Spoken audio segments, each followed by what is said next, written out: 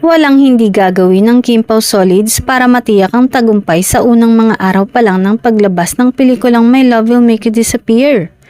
Dahil humakot ng higit sa 1 million pesos ang block screening ng movie na mismong mga fandom ang nag-organize.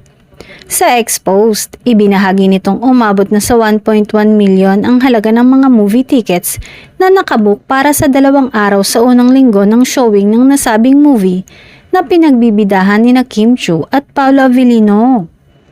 Ito ay sa SM North EDSA pa lang at hindi pa nabanggit ang iba pang block screenings sa iba't ibang bahagi ng Metro Manila. Sa ibang lugar sa Luzon, Visayas, Mindanao pati na sa ibang bansa.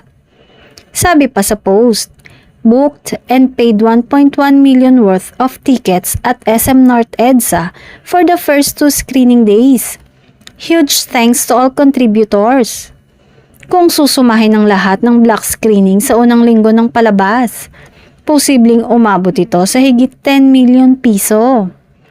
Samantala, kanina ay nagpasalamat si Kim Chiu sa 220 block screenings ng Kim Pao movie.